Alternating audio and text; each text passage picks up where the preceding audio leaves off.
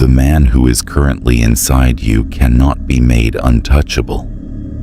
He is too soft, too dependent on conditions, too thoroughly shaped by approval, comfort, and the continuous management of what others think of him. The version of you reading this right now has specific psychological weak points that have been engineered over decades.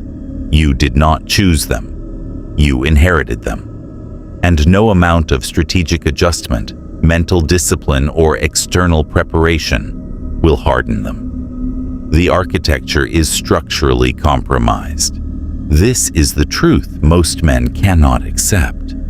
They want to become untouchable while remaining who they currently are. They want the strength without the death. They want the sovereignty without the dissolution that produces it. And so they pursue surface-level upgrades, better routines, sharper habits, harder workouts, colder mornings, while the foundational softness underneath remains completely intact. They patch the symptoms. The disease continues operating untouched. Nietzsche understood with terrible clarity that genuine psychological transformation does not improve the existing self. It destroys it. The man who emerges on the other side of real development is not the original man with upgrades. He is a different man entirely, built from the ashes of who came before.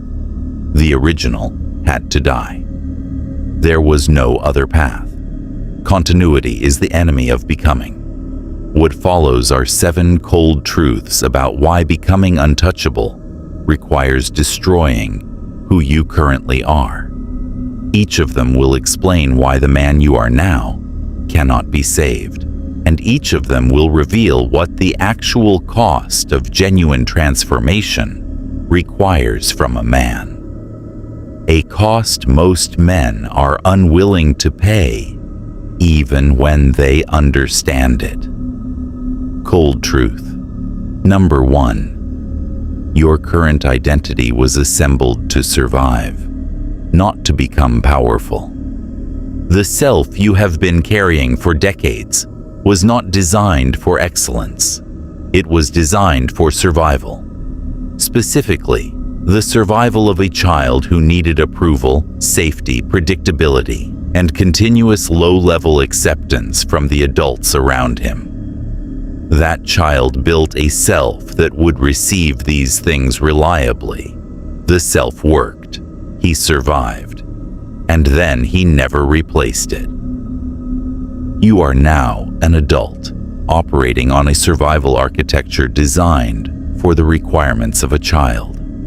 The structure that protected you in that earlier environment is the same structure that limits you now. It cannot be optimized into something different because its fundamental design is not aimed at the outcomes you currently want. The architecture was built to avoid threat. It was not built to generate dominance.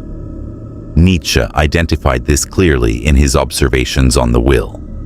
He saw that most men carry survival-shaped selves into contexts where survival is no longer the relevant frame. The continued operation of these selves produces specific patterns: risk aversion, conflict avoidance, validation seeking, comfort optimization.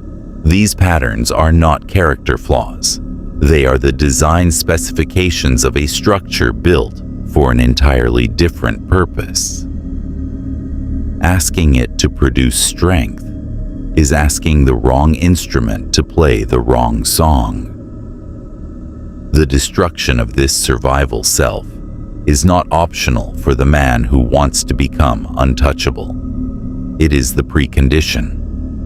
Until the survival architecture is dismantled, every attempt to add strength on top of it will be undermined by the architecture's continued operation underneath.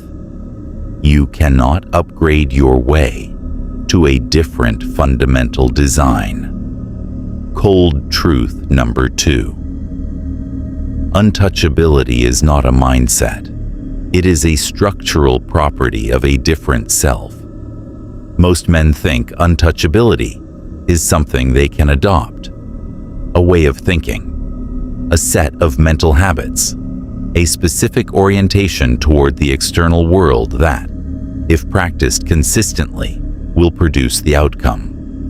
This belief is comforting because it does not require the destruction of the current self.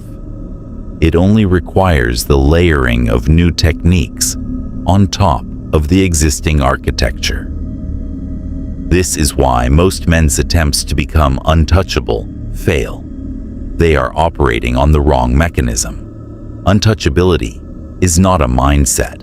It is a structural property of a self that has been rebuilt from a different foundation, one that does not depend on conditions external to itself for its continued coherence.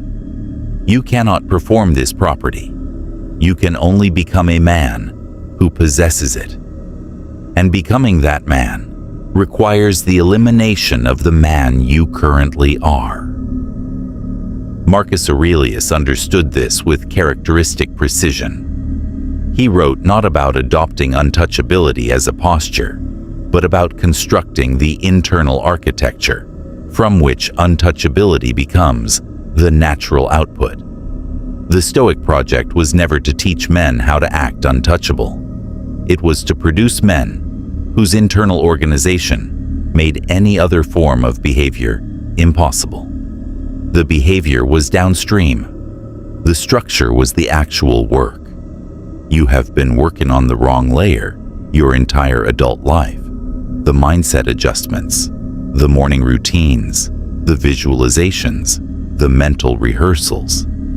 None of these have touched the structural layer where the actual transformation occurs.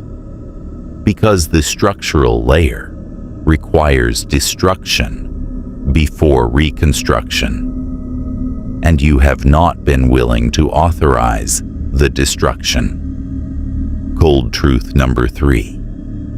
The version of you that wants to become untouchable is the obstacle to becoming untouchable. This is the paradox most men cannot navigate. The desire to become untouchable is being generated by the current self, the one that needs untouchability for its own purposes. This self wants to feel safer, wants to be less vulnerable, wants to control its experience of the world more reliably. The desire makes sense from inside this self's logic. It is also the exact mechanism that prevents the transformation, because the current self will only authorize developments that preserve itself. It will permit modifications that strengthen its current architecture. It will resist anything that requires its dissolution. So, when genuine development becomes available, the kind that requires the death of who you are, the current self quietly steers you away from it. It produces alternative narratives. It convinces you that the discomfort is unnecessary. It identifies easier paths that promise the same outcomes without the cost. Nietzsche described this mechanism as one of the most reliable in human psychology. The self protects itself even when its protection is the very thing limiting the man's development. It cannot do otherwise. Self-preservation is not a value the self chose. It is structurally embedded. The same mechanism that has kept you alive is the mechanism that prevents you from becoming someone qualitatively different from who you are. This is why genuine transformation almost always requires conditions that overwhelm the current self's capacity to protect itself. The breakdown that strips away resources, the loss that removes the structures the self was depending on, the crisis that exposes the architecture as unfit for the conditions. Without these external pressures, most men remain inside their current selves indefinitely, even when they actively desire to be different. Cold truth number 4. Most men will not destroy their current self because they do not know who they are without it.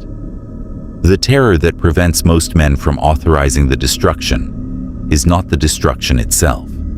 It is the gap between the dissolution of the old self and the emergence of the new one. In that gap, the man does not know who he is. He has surrendered the previous architecture before the new architecture has been built. He is suspended in psychological vacancy, and this vacancy is unbearable for most men. Schopenhauer understood the specific terror of this gap. He observed that the human psyche cannot tolerate identity vacancy for long. It will reach for any structure available to fill the void, including the structure it just abandoned. This is why most attempts at transformation fail at the threshold. The man begins the destruction. He encounters the vacancy. The vacancy is more terrifying than the previous self ever was. He retreats. He rebuilds the old architecture, and he tells himself he simply was not ready yet. You have been at this threshold many times. The moments when something larger than you was opening, the genuine possibility of becoming someone different, and the vacancy that immediately accompanied it. The vacancy was not pleasant. It felt like falling, like ceasing to exist, like losing access to the only self you knew. And so you retreated. You rebuilt the previous architecture with slight modifications, and you continued forward as essentially the same man. The men who become untouchable are not braver than you. They are simply willing to remain in the vacancy long enough for the new architecture to emerge. They tolerate the not knowing. They accept the temporary cessation of identity. And the architecture that builds itself in that space is fundamentally different from the one that came before, because it was constructed under conditions that the previous self could not have organized. Cold truth number 5. The destruction is gradual, but the threshold is sudden. You cannot ease into the destruction of the current self. You cannot manage it. You cannot schedule it for a convenient time. The destruction occurs through a specific process. Gradual erosion of the previous self's foundations, followed by a sudden threshold moment when the architecture collapses. The gradual erosion is something you can participate in. The sudden threshold is not. It happens to you. You do not choose it. This is why most men who claim to be working on themselves are not actually transforming. They are managing controlled erosion that never reaches the threshold.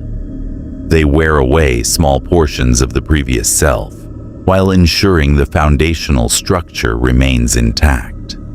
The architecture gets thinner. It does not collapse. And without the collapse, the new architecture cannot emerge, because new architectures require the previous one to have been demolished, not merely renovated. Nietzsche understood the difference between renovation and demolition with brutal precision. He saw that most self-improvement is renovation, a way of avoiding the demolition that genuine becoming requires. The renovation feels productive. It produces visible change. The man is doing something with himself, but the underlying architecture remains intact, and so the man remains essentially the same, despite his continuous activity. The threshold that produces actual transformation is not predictable. It arrives when the foundations have been eroded enough that some specific external pressure overwhelms what remains. The pressure varies: a relationship ending, a career collapsing, a confrontation with mortality, a sustained period of solitude that finally breaks the previous self's coherence. The man cannot manufacture this threshold. He can only continue the gradual erosion and hope that when the threshold arrives, he will be present enough to allow the collapse to complete. Cold truth. Number 6. The new self will not feel like an upgrade. It will feel like exile.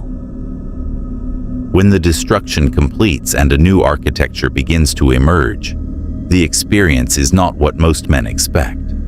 They imagine the new self will feel like a better version of themselves, clearer, stronger, more capable, more satisfied.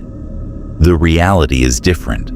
The new self feels foreign. He feels like a stranger living in a body the old self used to inhabit.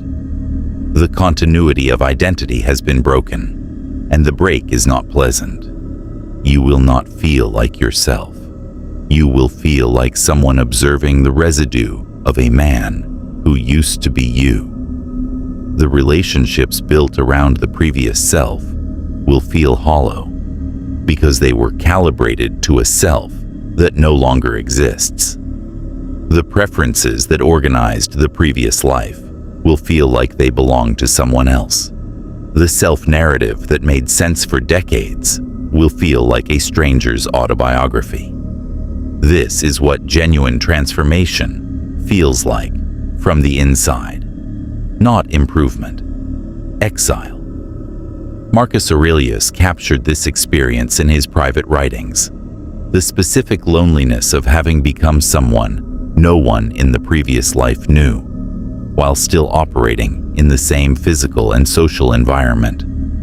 The internal exile is the price of the transformation. Most men, even when they understand this intellectually, are not prepared for it experientially. The men who maintain the old architecture do so partly because they instinctively understand this. The old self may be limited, but it is familiar. It has known relationships. It has continuity. It has the comfort of being recognized by everyone in the surrounding environment. The new self has none of these. He is alone in the specific way that newly emerged selves are always alone. And this aloneness is permanent because the previous self can never be returned to. Cold truth number 7. Untouchability is the natural state of a man who has nothing left to lose internally. The final truth. The destination of the entire process. Because the man who has destroyed his previous self and survived the vacancy and emerged with a new architecture has something the old self never had. The specific psychological position of having already lost what could have been taken from him. The previous self has died. The fear of its death no longer organizes behavior. The leverage that worked through that fear has been eliminated. This is what untouchability actually is. Not invincibility, not psychological armor, not the strategic management of vulnerability.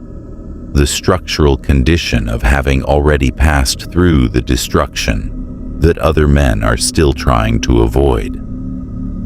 The man who has died once cannot be threatened with the same death twice. The fear no longer has the same operational weight. And without that weight, the standard mechanisms of social, emotional, and psychological leverage simply do not function on him. Nietzsche described this as the eternal return, the willingness to live the same life again, including its destructions, having understood what is required. The man who reaches this position is not untouched because he has avoided difficulty. He is untouchable because he has already passed through the specific difficulty that fundamentally restructures the psyche. He has nothing left to lose at the level where loss usually operates. The currency that controls other men no longer controls him. You have not reached this position. The previous self is intact. The fear of its destruction continues to organize your behavior. The leverage that operates through that fear continues to work on you. And until the destruction occurs and is survived, you will remain operationally identical to every other man whose architecture has not yet been demolished. The destruction is waiting for you. It will not arrive on a convenient schedule. It will not be comfortable. It will require you to surrender the specific self that has been organizing your existence for decades, without any guarantee that the new self will emerge intact on the other side. Most men will never authorize the destruction. They will spend their lives optimizing the survival self, adding strength on top of an architecture that cannot support it, and wondering why they remain fundamentally vulnerable to the same patterns that have been operating on them since childhood. You are currently this man. The question is not whether you will become untouchable. The question is whether you are willing to die first, and on that day, when the destruction finally arrives and demands the surrender of the man you have been carrying for decades. What you do in that moment will determine which version of you survives. The man you currently are will not survive. That has already been decided. The only question left is what comes after.